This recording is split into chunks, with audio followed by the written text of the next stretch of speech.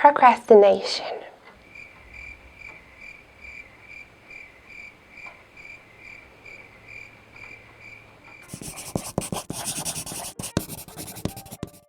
Hi, welcome back to my channel, and if you're new here, I'm Joanna and I make weekly videos about organizing, motivation or lifestyle.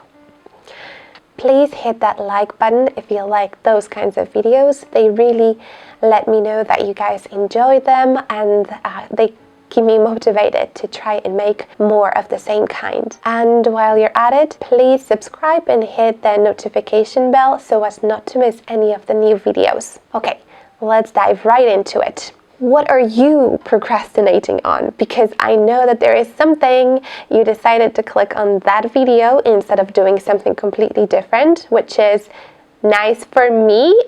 Thank you for being here with me. But that also means that there is something that you guys are avoiding at the moment. So what is it that you should be working on, but you're not? Well, if you already found yourself on this channel, that means that you're trying to improve yourself, you're trying to find out how to be more productive, how to be a better person. So welcome, and let's start by answering one very important question. What is procrastination? Many people believe that procrastination is the same as being lazy. But is it really? Well, I would say definitely not. They are completely different things. Well, first of all, when you're procrastinating, you constantly guilt trip yourself for not doing the important things. Whereas when you're lazy, you tend to just not care about the final product or the deadlines that are waiting for you. You just want to do your own things, which are much nicer for you, and there's just no remorse whatsoever. So as I said, procrastination is that avoidance of responsibilities and not doing the important things while doing something trivial or maybe less productive. But even if you're doing things that you think are productive, or you're telling yourself, that really means that you're escaping something. One such example, very good example, and I have to tell you that I'm very guilty of this, is whenever I find myself in need of doing something, so I know that there is something I need to do right now, I try to look for other reasons called excuses as to why I don't want to do them or what I could do instead of doing them. So for example, I know I need to be working on the next video, but I'll notice that my kitchen table is very messy, or my bedroom is messy, or I haven't done the laundry in a while. So then I'll try to do those things instead, which in turn means that I'm procrastinating on the actual thing that needed to be done. So even though I was productive, right? Because I cleaned up my table, now I have my laundry done, or everything else in the house is really clean, the thing that I needed to work on is still not done. So I definitely was not lazy, but I procrastinated on the thing that was the most important for me at the moment to do. But sometimes it's connected also with that feeling of resistance. So something that really pushes against us whenever we're having that feeling of, I would like to get some of the things done. But then we get really overwhelmed with so many different emotions. We could call them stress, we could call them depression, but in fact, really coming down to feeling that the resistance. So what we could do is have a sit down, first of all, and instead of beating ourselves up with regret and remorse and just telling ourselves all the different reasons why we suck, it's not good, and we're not being productive, just don't do that. It's not going to make it any better, or it's not going to make you do things. That's not a motivator. You're just going to really demotivate yourself and not be very productive or as productive as you otherwise would be. But what you should do instead is sit down and try to find out all the reasons why you feel like not doing the thing. Are you too stressed? Is there too many things for you to do? Or you simply have no idea even how to start the thing. By trying to find out all those different reasons, you are better prepared, or you're able to kind of counteract the whole procrastination before it even happens. So you know that if you're stressed, you should work on reducing your stress levels. If you have no idea where to begin, then you could start by giving yourself some time and just write up a quick overlook of what needs to be done. Or if you're stressing up about the deadline coming up, then you could reassess how long the thing would take you before you would be done with it. I mean, like, it's pretty easy for all of us to kind of establish or imagine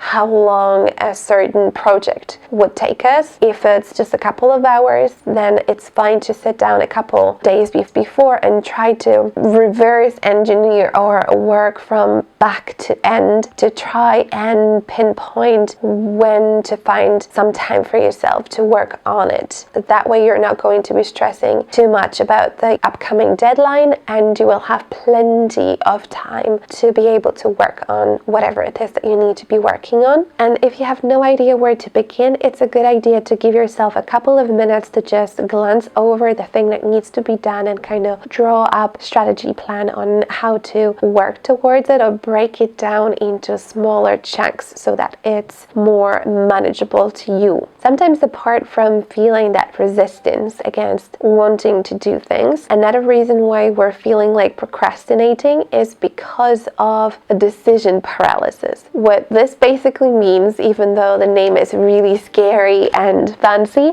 is really simple. It just means that we have way too many things that are happening to us at the same time. We have too many deadlines, too many projects going on, and we just cannot decide on where to begin. So one of the good things to counteract this is to set up priorities. Imagine yourself in the future, or what it is that you would want to achieve, and focus on those things. Another good reason to kind of combat the decision paralysis is to set up good habits in practice. So we have good and bad habits. Right? It's pretty simple. Procrastination is an example of a bad habit, but we can also create those good habits by being productive, schedule blocking. Just having those good habits in practice is going to help combat the bad habits out of the existence and hopefully setting us up for success. So now on to some of the ways in which we could prevent or stop procrastinating. Well, number one is definitely going to be your personal vision. So if you set up for yourself some goals, motivations, or imagine yourself in the future and what you want to achieve, that way it's going to be that much easier for you to realize which goals are important for you or what things you need to be really working towards without getting distracted by all the other things. That way you will also be able to say no to the less necessary things in your life, so you won't feel that overwhelmed when it happens that you feel like not doing the thing. And while we're at it, number two is definitely going to be learning how to prioritize. So it's never going to be like this in your life that you only have this one thing that you're working on. There's usually a lot of things that we need to do. Our life is full of different tasks, right? So the most important thing is to learn to prioritize and know what things need to be done first, which have the deadlines coming, or which ones are really important. I mean, like if you think about certain things that need to be done, like chores, for example, many of us don't really like doing them. But if we think about certain things, we can clearly see which ones need to be done when, and which ones we can kind of push further into the future. And because of this, you will be able to kind of realize that it's okay to work on certain things today and postpone certain things to another day, because they're not really as important. So you shouldn't be beating yourself up about this, because you're not really procrastinating. You're just choosing which things need to be done when, in order for all of them to eventually be done. Another thing, and point number 3, would be establishing good habits. As I had mentioned earlier, it's really important that we have certain good habits in practice. Just as we would have the negative ones, we try to, of course, get rid of those and replace them with the good habits. But as any habit, it just takes practice, and we really need to be sticking to them, and we really need to stick with whatever we tell ourselves to do. So the next point is definitely taking action. If you think about procrastinating, it's something that has been with all of us. So it's not a thing that only certain people experience. It's all of the humanity that at one point or another in their life did not feel like doing something. So instead of giving it a thought or trying to process your emotions or think up of excuses as to why you don't feel like doing the thing that you should be doing, just start doing it. I don't know if you remember, but I mentioned this book by Mel Robbins, The 5-Second Rule, and it's really perfect to apply in this situation. This is when you really need to do something, but you don't feel like doing it at all, and you start counting from 5 to 0, 5, 4, 3, 2, 1, and go. So just do it. Don't even think about this. Don't give yourself any time to think of different things to do. Just start doing it. This is the best thing, and you might even realize that as you sit down and start doing it, you get in that right mind, you get that focus, and you realize that you don't really want to stop working on that thing, and it wasn't as bad as you originally thought, or that your entire imagination just blew the whole thing out of proportion, and in reality it's not even that big of a deal. Another way to get things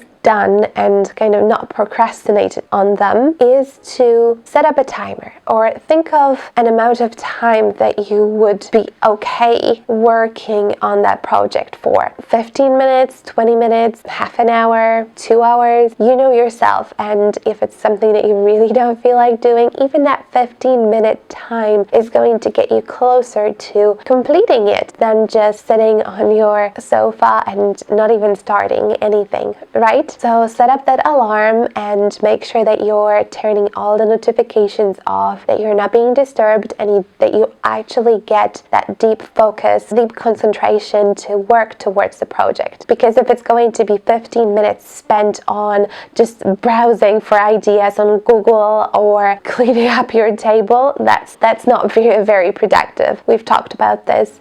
Alright, those were my tips on how to stop procrastinating. I'm sure that all of us are different and we have different strategies on how to get things done and stop procrastinating. If you have any ideas, please let us know in the comments. It would be awesome if we could help each other and find out as many good ideas on how to stop procrastinating and get things done. I'm sure that whatever works for you could work for someone else as well. So I'm going to leave you off now with a final question. What are you doing when you're trying to avoid doing the things that you should be doing?